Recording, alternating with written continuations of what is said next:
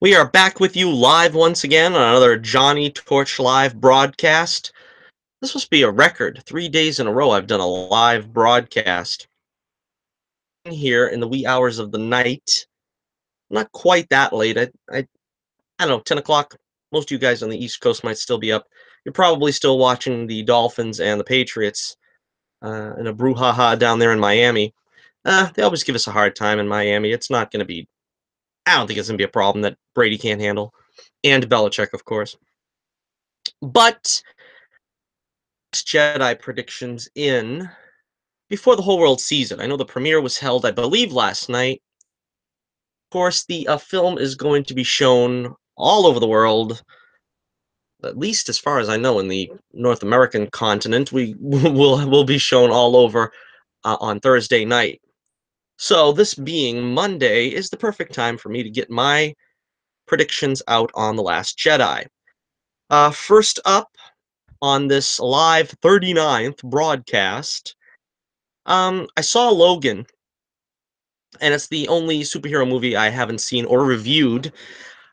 I saw it last night. I DVR'd it when it was on HBO, and I don't have a written review for this. This is all going to come off the top of my head, so it's not going to be a very long, lengthy, in-depth review. But I wanted to put my 2 cents in on it, seeing as how I reviewed every other movie that was this year. As you may or may not know, I am not particularly fond of doing comic book movies in the R-rated venue. So that's why I wasn't in a hurry to see this on the big screen. I knew there was going to be a lot of, violence, and I didn't think you needed to have that kind of amount of violence for a Wolverine movie to be done justice. I guess we'll start with that. The violence, of course, was much more extreme. I don't think that they purposefully wallowed in the violence. They didn't make it extra gory. As a matter of fact, I've seen the Thomas Jane Punisher, which I thought wasn't half bad. It wasn't great, but it was all right, and it was probably more gory than this. Um, yeah, mostly just Wolverine aims for the head now instead of the chest with his claws. That's basically the only difference. Some there was some you know amputations, so to speak. I think that was mostly done by X-23, I believe is her X-Men code name. We'll get into her character in a few minutes. But we're talking about the R-ratedness. Like I said, I did a video which you could probably still find. It was an early video. It was my first soapbox rant where I was complaining about not wanting to see, violence in a Wolverine movie because it wasn't really necessary. I talked about how, you know, you lose the child in the audience when you make an R-rated movie. I don't particularly think that you ought to lose the children in the audience for a comic book movie or for superhero movies. I think you should keep that in mind. I said it in particularly about the X-Men, which are, mostly, you know, teaching tolerance and teaching respect among, people who are different. That's something that I think that we should be showing kids and not necessarily excluding them. Of course, Wolverine's a little bit of a different story. He's going to be more violent because his main powers are healing and, using razor claws. But I didn't think it was entirely necessary or appropriate that we have an R-rated Wolverine. So I had one foot in the door against the movie to begin with. There was also the unnecessary language. Basically, now Wolverine can throw off like 15 F-bombs in the first 3 minutes of the movie. I mean, was that really necessary? No. I mean, does that make it feel more grown up? I don't know. It certainly didn't make an impression on me. I don't know. It wasn't really necessary. Um, we got like the brief nudity, which was basically blink and you'll miss it. It was also just another thing just to show, oh wow, we can do it, so let's do it. But that really wasn't. That's something that's just going to be snipped out in the editing room when they aired on television. Um, but so question is it necessary that this movie was made rated R? And I say no. I think if they would have just toned down a little bit of the violence, take out all the F bombs, and of course that, very brief scene, this could have been a perfectly fine PG-13 film. I don't think this film needed to be R rated. All right, so let's look at some of the other aspects of the film. The post-apocalyptic future type thing. It felt very much to me, this film, like Wolverine in Mad Max world. If you made a Mad Max film and made Wolverine the protagonist, this is basically what the film was. Basically, by your shoestrings, trying to get along every day. And I don't know, that didn't really appeal to me either as a Wolverine story. I don't know. I didn't read the original Old Man Logan comic story. Um Again, this is all off the top of my head. Some other things, for instance, an interesting character kind of wasted. It reminded me of the oh, I don't remember the actor's name now, but you know him. He played in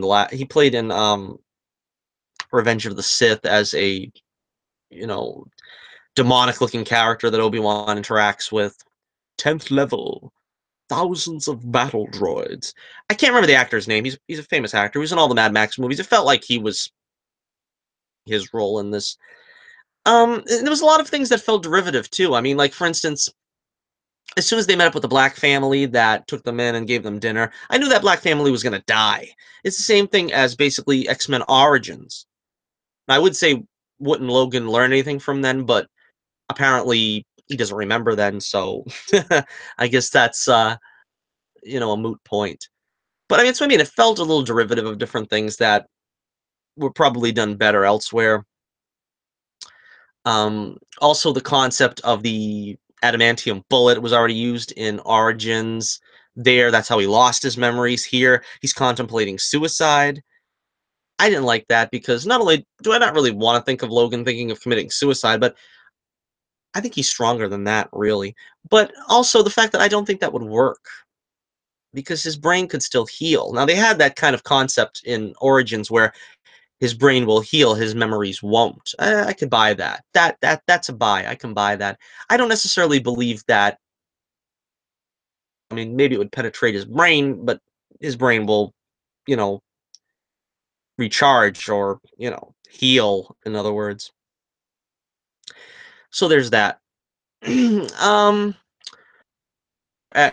um Patrick Stewart giving a very performance, I thought. I thought Richard Harris could have been cast in this role the way it was being played, where he's profane, he's sort of talking with a rasp that is to sort of denote his old age. Um, he's surly at certain points and tenderhearted at others. It seemed to me like a Richard Harris performance. And I'll give Patrick Stewart props for that if that's what he brought to Professor X this time. I'm not sure about the concept of him killing the X-Men. That was something I kind of felt I could do without. It felt pretty anticlimactic. It's one of those things where you either die the hero or you live long enough to see yourself become the villain. Charles in his old age now becomes a villain. And he becomes a villain why? Because he gets out, Alzheimer's or some kind of mental illness or doesn't allow him to control his powers. I sound like I'm being relentlessly negative. It wasn't a terrible movie. I thought it was a little slow in places. It dragged in several places. I did like sort of the family type atmosphere that Logan had with Charles, and it felt very much the original X-Men series. I mean, they had that throwaway line at the beginning where Charles is mentioning, the Statue of Liberty, and Logan goes, "Well, that was a long time ago." It's like these are the two last men standing, and they remember the old days and the great challenges that they faced. And I kind of like that. That wasn't bad. They wanted to or Logan, I suppose, wanted to get away on a boat. It was interesting. I don't know if that's the way I seen them two going out, but you know, and let's move on to Weapon 23, X-23. Um, an interesting performance. For the first half of the movie, she's completely mute and doesn't say anything, and I don't know, seems mentally disturbed. I mean, it seems feral, as if she was never brought up in any kind of area. I don't know if that was intended. Didn't really seem like that's the way it should have been, seeing as how she was, raised in a hospital or something. But I guess she was given over to berserker rages more than Logan. A good performance by the kid. I don't remember her name, Dehan or something or other. I'm not sure, but uh, you know, a decent performance there. The villain of the piece I thought was very good. I don't remember his name. He was like a bounty hunter type character with a robot arm. He was pretty good. I enjoyed him for his kind of, punk boy attitude and seemingly getting under Logan's skin. Uh,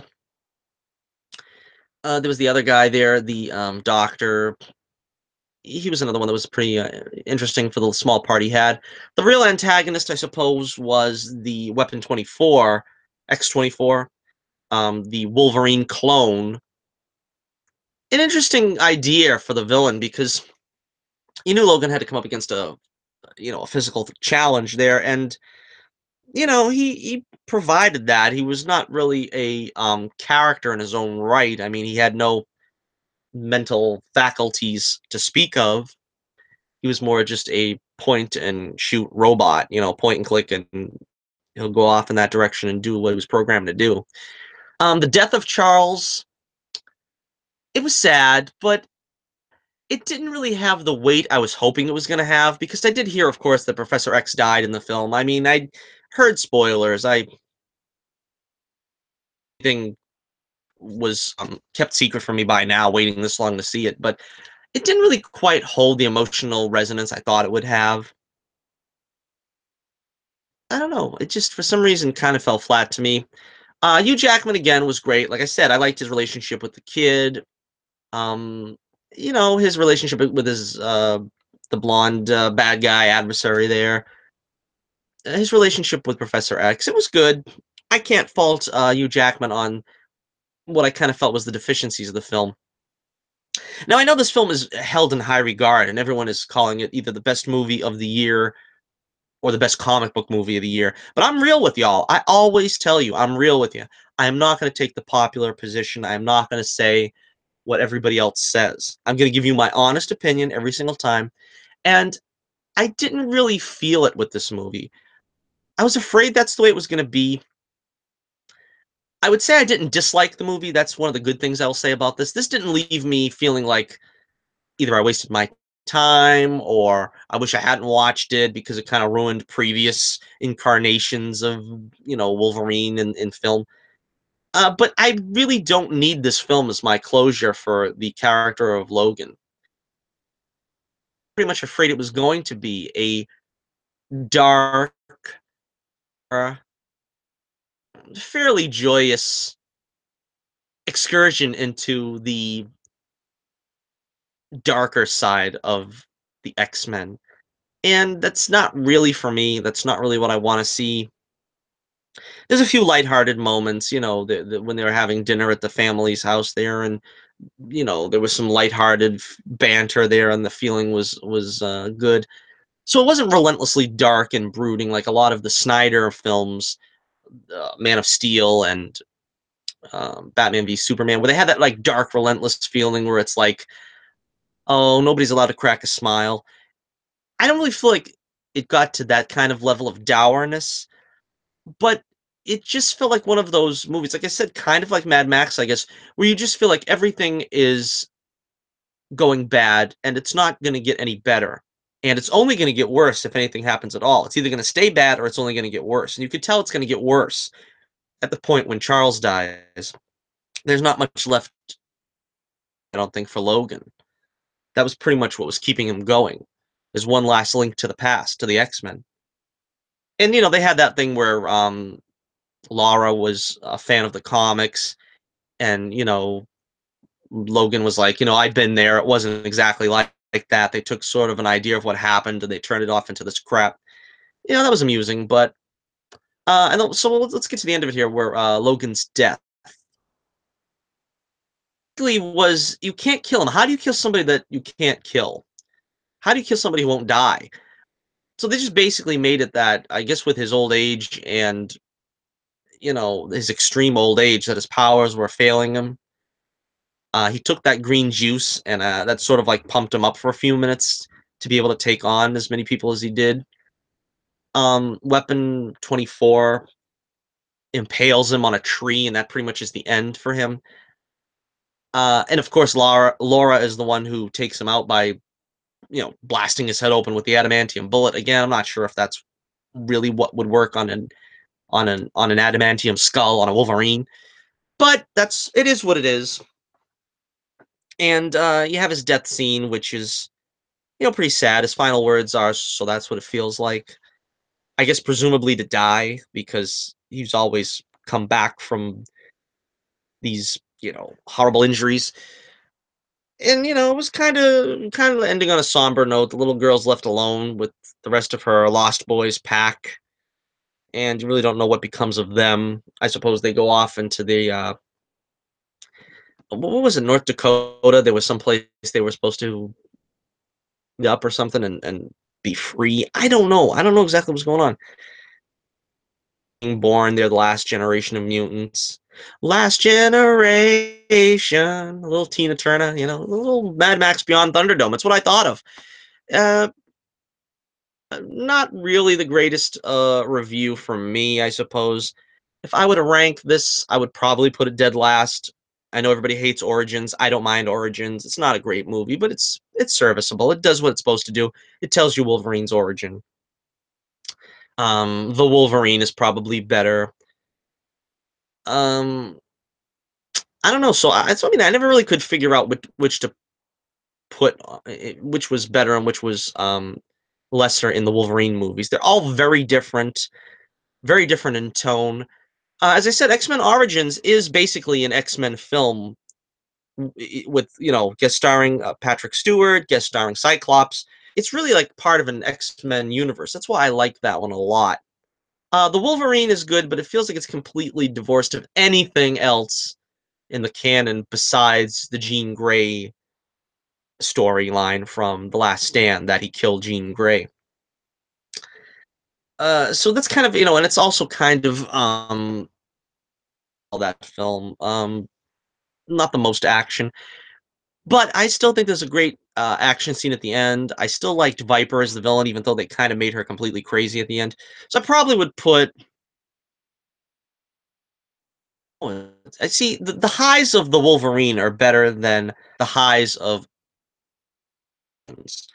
but I think Wolverine Origins is the overall better grounded movie. I mean, it's got like basically a full tone. It doesn't have any tonal shifts. It doesn't have a part that's ridiculous and a part that's great. It's basically decent all the way through. The Wolverine has a lot of great scenes. I love that scene there in the where he's performing the self-surgery, and oh, what's her name? Kumiko is trying to fight the Shingen. That's such a great scene. That's one of the all-time great X-Men scenes. But then again, like I said, then there's some other scenes that are like kind of dull, and he's like chopping a tree in the middle of the field. You know what I mean? It's like sometimes I say to myself, one is better than the other, and I can never really rank them that well. I'm going to give Logan 2 stars out of 5. Yes, that's 2 stars out of 5. Um, just didn't hit the spot for me. I would recommend it if you love the X-Men, you love Logan, the character. You'll be satisfied, but for me, it's just not what I wanted to see. And it's, like I said, the darker, somber, brutally realistic type thing in the comic book world never appealed to me. And it still doesn't really here. All right, so, let me know what you think about Logan in the comments below. I'm sure a lot of people are going to disagree with me. Again, didn't hate it. Um, 2 stars is sort of like average, maybe a little below average. That would probably be, I don't know, what is that, a D, maybe? I don't know, if we're gonna do it by letter, it's probably a D. Anyway, and, in keeping with the theme there, we also have word that, Hugh Jackman is now saying that he probably won't play Wolverine in an Avengers movie. I think that ship has passed me by now. So it's kinda sad that this is gonna be his swan song. I really would have rather seen Wolverine go out, not necessarily have to die, but I'm saying have him go out fighting alongside Captain America and Iron Man and the Hulk. And it's sad that we won't have Hugh Jackman doing that now, but we'll see. We'll see how things go from there. All right, so that is my review of Logan. Now let's do on The Last Jedi. Now, I thought this would be fun because I'm always wrong. I'm always wrong when it comes to Star Wars predictions. Never happens. So you can guarantee that whatever I say here now within the next half hour is probably not going to come true. All right. I came up with 20 questions that I'm interested in finding out in The Last Jedi. I don't know if you'll find all these questions interesting, but in no apparent order, I just put them down, jotted them down, and um, I'll pose the question. Um, Let me know in the comments below what you think about the question, your answer, and I will give mine after I give the question. Okay, question number one. I think this is on everybody's lips. Will Luke die? The big finale for Mark Hamill as Luke Skywalker. I'm gonna say no for a couple reasons. I don't think they're gonna kill him off in his first big appearance. He was in the end of the first movie. We understand that in The Force Awakens, but here because it'll seem too much like Han Solo. We introduce him, he does his thing, he dies, exit stage left, and we move on to the next movie where apparently it was going to be Carrie Fisher would be the big lead of it. But I don't think they're going to move Mark Hamill out that quickly. Of course, he could still die in episode 9. I'm not sure about that. They might give him, his last hurrah in episode 9 in order to maybe have him be a force ghost or something. But I don't think he's going to die here. All right, question 2, number 2. This is the one that I think this is gonna also on everybody's mind and probably the most important question to me. Will Luke light up a saber and do battle? This is a difficult one right here because again, I don't want to die, but will they save him lighting up a lightsaber for this film or the next? If he survives this one, I can see him doing battle in the next one and possibly getting killed. I don't think he's going to get killed without doing battle. So we know he's going to do battle at some point. Will it be in this one or the next one? I think we're going to see him light up a lightsaber and do battle in this one, but he's only going to fight underlings. I don't think he's going to take out either Kylo Ren or Snoke or something like that. He's probably going to take out some of those royal guards in the commercials. So I'm going to say yes to question 2. Question 3, this is an interesting one. Will Rey get a limb severed? What's happened so far so many times in the past? We've had Anakin getting an arm cut off. We've had him getting his arms and legs cut off. We've had Luke getting his hand cut off. There's any number of 1,000 other characters that have gotten arms cut off in the Star Wars universe. I mean, Ponda Baba, um, the Changeling in Attack of the Clones. I'm forgetting her name right this minute, but there's a lot of characters who've gotten their arms cut off. The Wampa. I'm gonna say no. I don't think she's gonna get a limb severed. I think it's one of those things where it's kind of been done. You know what I mean? I don't know if they're gonna have it that every single time a Jedi goes into battle, they're gonna have a limb severed. I'm gonna say no. I'm gonna say no to question 3. Question 4: will Princess Leia die on screen? Now this is a difficult one because Carrie Fisher passed on in real life. So Carrie Fisher, ergo Princess Leia, will not be in episode 9. They pretty much already established that they're not going to have her recast. They're not going to have her used in, a digital form like Rogue One. So will they kill her off here? They've also said they haven't changed the plan here in the film. They haven't changed the script in order to accommodate her death. They haven't, and they said originally she was going to have a big part in Episode 9. So if all that is true, then I don't think she'll have an on-screen death in Episode 4. I mean, in Episode 8. Very curious to see how they'll handle this. This is one of the most interesting questions that that's being mulled around. But I don't think she'll die on screen. All right, number 5. Will Snoke display Force lightning? Oh yes, that's an interesting question, huh? Because the Emperor's done it. Darth Tyrannus has done it. Will Snoke do it? Hmm. We see him like trying to break Rey in two. I don't know. I think that's something they might save. Well, see, that's the thing. Then if they save it till Episode 9, it's going to be one of those things where we're looking too much like Return of the Jedi. I think if Snoke does use Force lightning, it'll be in this movie. I'll say that. Number 6, will 3PO and R2 have a more substantive role than in The Force Awakens? I hope so. I guess that'll be a yes. I'll say yes because I hope so.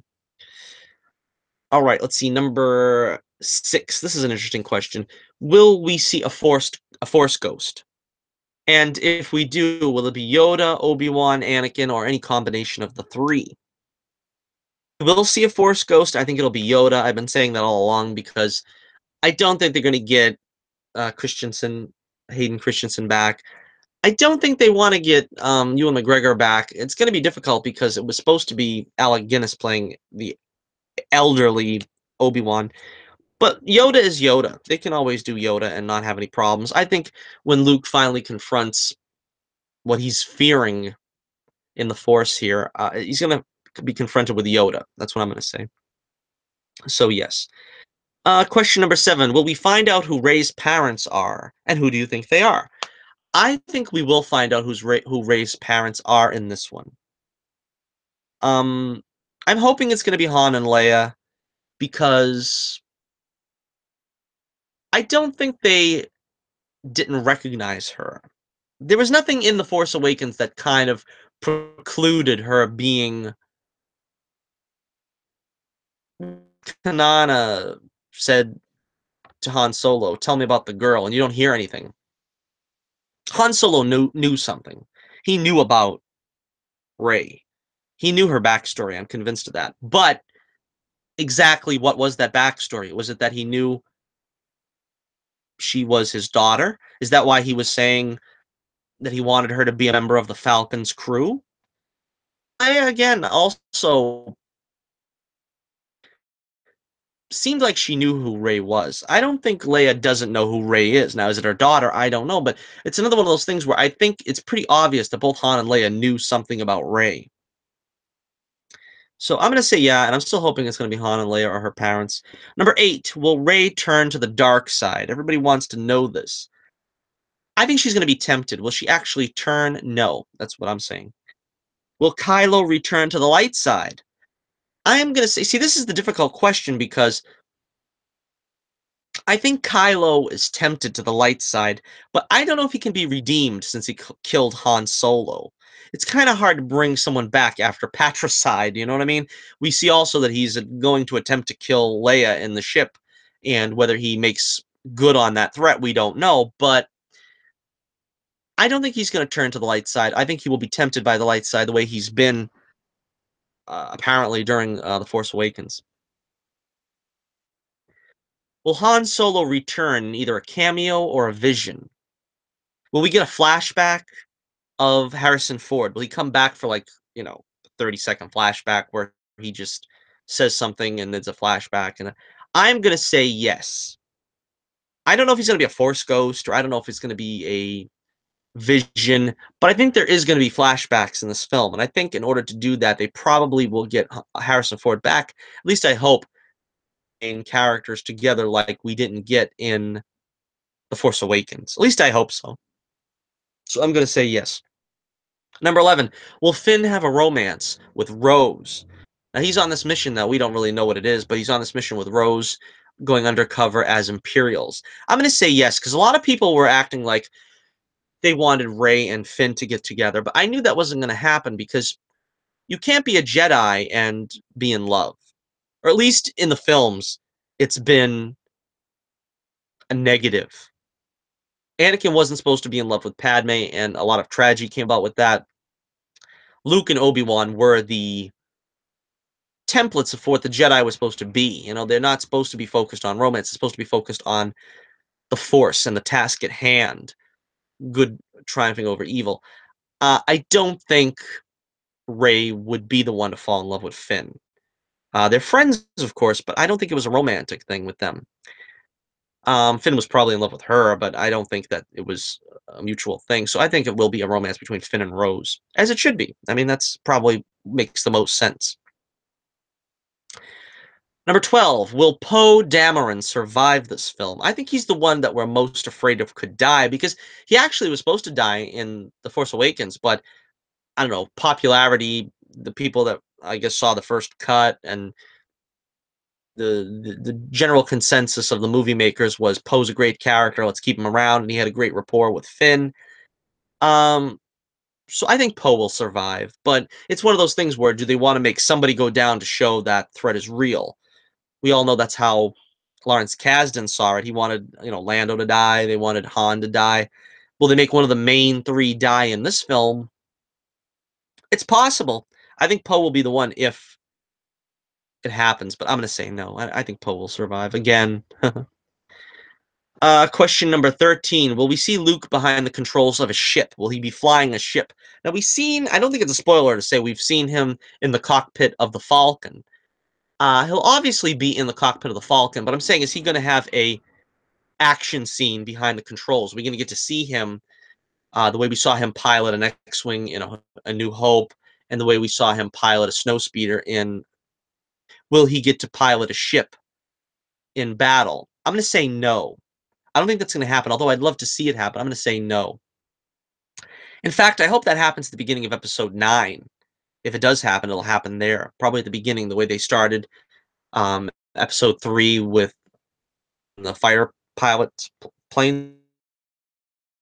That would probably be a great way to start the episode 9, the as yet untitled episode 9.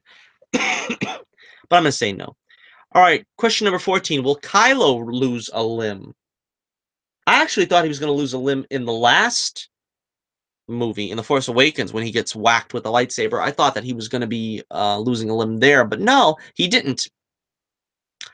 I think there is more of a chance of him losing a limb than Rey. I'm going to say yes. I'm going to say he gets his hand cut off because he's been working with this lightsaber guard on his lightsaber there, and that's supposedly what's keeping him from getting his hand cut off.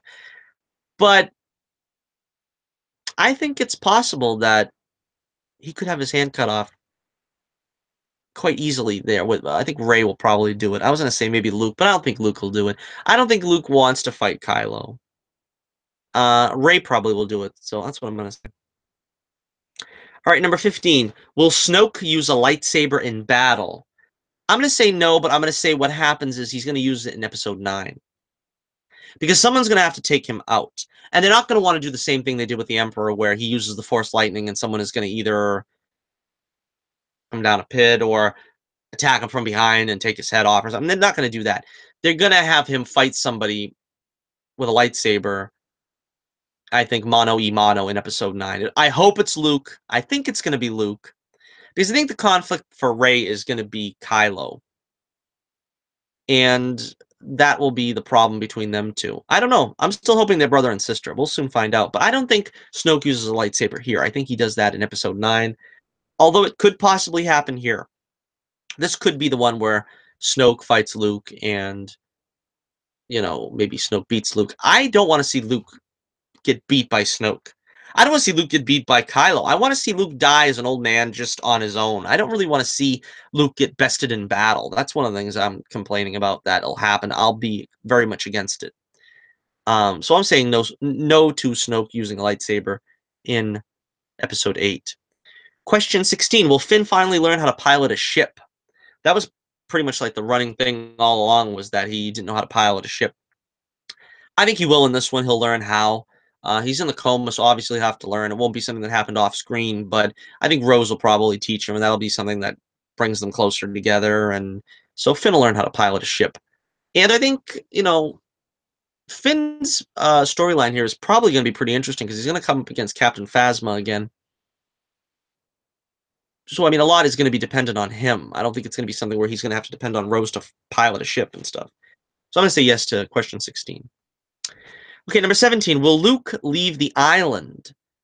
We don't know that for a fact yet, that Luke is going to leave the island that he's on. And will he have any scenes with 3PO, R2? Yeah. Now, we know Chewie and R2 are on the island. So apparently they probably will have scenes together. I think it's basically common knowledge that he's going to have a scene with Leia. I don't think that's a surprise. I think they said that in the Vanity Fair article or something. Um, I hope he has a scene with 3PO because, again, 3PO, I love 3PO, and he's getting no love lately. He got no love in The Force Awakens. Really, he had a great line. Well, let's admit it. He had a great line, when he was talking to Han Solo, but he really is not getting too much of the forefront. He's just basically a cameo status, both in this film and Revenge of the Sith. And I wish they would give him a little more to do. 3PO and R2 having more to do. And this is a question that's been on everybody's lips as well. Will Luke turn to the dark side? Will he have gone to the dark side? I say no. It's a very emphatic no. He cannot have turned to the dark side. He cannot have become a gray Jedi. He has to remain side of the Force. He has to remain in the light. Otherwise, all that he went through in Return of the Jedi would have been for nothing if he turned to the dark side. So he's not going to have turned to the dark side. A lot of people want to bring up the gray Jedi, and is he a gray Jedi? I don't like the concept of the gray Jedi. I don't think there should be a gray Jedi, because if you're not light side, you're susceptible to the dark side. You can't use both. That's the reason why Lucas' original concept was the Force is out of balance when there are two Sith, the dark side. So if the dark side throws the Force out of balance when there's two Sith dark side users on one side and, let's say, 800 good side on the other side, that's throwing the Force out of balance? No. That's the reason why any dark Force users existing throws the Force out of balance. A light side user, Luke Skywalker, and use any of the dark side. So I'm going to say no. Luke doesn't turn to the dark side. It has nothing to do with his character. And we're probably going to see him do some of those things like the cave, Ray. We see them in the rain in a commercial. I think that's going to be like one of those Force vision things that he went through on the cave. We'll find out. I don't know. Question number 19. Will there be yet another Death Star? Oh, no, no, no. I don't think they're going there again. They can't go there again and keep a straight face. Come on. How many Death Stars have we had? Death Star 1, Death Star 2, Star Killer Base. Rogue One was about the Death Star. That's 4 movies right there. Um, I don't know what the big, you know, climactic battle will be about, though. That's curious to find out what it'll be, but no, no Death Star. All right, and for our final question, question number 20. Will there be another monster scene? Oh, yeah.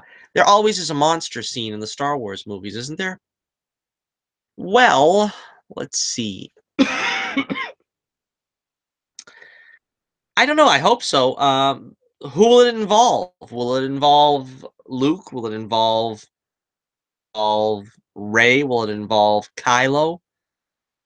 I say yeah. I think there will be a monster scene. I don't know what it's going to be about though. Um, maybe it'll involve, mm, maybe Kylo. I don't know because it seems to be like a typical thing where it's the good guy fights the monster. Maybe it'll be fun to see the bad guy fight the monster for a change. All right, so there is our top 20 questions in our Last Jedi predictions video. Those are the questions that I came up with when contemplating what I'd like to see and not like to see in the film. Um, you heard what I think. What do you think? Let me know in the comments below. I just realized now I missed The Gifted tonight because I did this video. Actually, it was on before I started this video, but I forgot it was on entirely. That's the reason why they have these shows take hiatus in the winter, in the Christmas weeks, because you forget. I was out getting a Christmas tree today and totally forgot it was a Monday. Missed Raw. I missed wrestling. I still got the Patriots on over my right shoulder here, but it looks like they're having trouble right now. Dolphins are up 27-10. Ugh, what is going on here? All right, so thanks for tuning in, and in a row. What are you gonna do? I'm trying to tell you guys, this is for real. I'm doing this show whether you guys listen to it or not. I got 6 views on yesterday's Secrets of the Dark Phoenix, so thank you for that. Nobody watched This Week in Comic Book TV. And of course, before that, the audio quality wasn't that good, but I'm also trying to keep pumping out these videos to try to get people's interest to remember I'm using the old computer now, so the sound quality is not going to be as bad as it was for that month there that I was using the new laptop. I wish that new laptop worked out, but I'm going to keep using the old broken down laptop for my videos. Okay, so remember to write down in the comments below your predictions for The Last Jedi. No spoilers. No spoilers. Tell me what you think about Logan. I'm going to, after I see The Last Jedi, which is next week, next Tuesday, I'm going to do a review, and I'm also going to do a video about my favorite movies of the year. You know, it's one of those year-end list things. We'll see how Jedi places on that list. Last Jedi, not Return of the Jedi. Return of the Jedi being my favorite film. Um, I guess another question, if you want a bonus question, is do you think this film, The Last Jedi, will be your favorite Star Wars film? I don't think that's possible. I think Return of the Jedi is the best Star Wars film. I don't think you can beat that. I don't think you can beat Empire, and I don't think you can beat A New Hope. That's always going to be my top 3. Jedi, Empire, and Hope, in that order. I'm hoping this is going to be better than The Force Awakens, because The Force Awakens is my next to least favorite. I certainly hope it's better than Attack of the Clones, which is my least favorite. So if it's up there, higher than The Phantom Menace and Revenge of the Sith, which are the middle movies, I'll be satisfied if it's around that area, because that's the most realistic place it could land. Also, check out my poll of the week on my Twitter page. You'll find the link in the description below. Check out my comic book, The Adventures of Bullets Bourbon. Have a Merry Christmas. Have a Happy New Year. I've got a few more shows to do, so I don't think this will be the last time we speak. But of course, I have a lot of things coming up for me in the month of December, Christmas, and all kinds of other things that need to be done between birthdays, and we have decorating to do, and we have presents to go out and buy and wrap. Always a busy month for me, so I always try to find time to do videos when I can, if I can. But if I don't see you until then, well, I'm telling you right now, Merry Christmas. All right, we'll see you probably Saturday on the only way to spend your Saturday here with us on Johnnie Torch Live. This is Johnnie Torch reminding you once again, keep the flame burning brightly and real soon.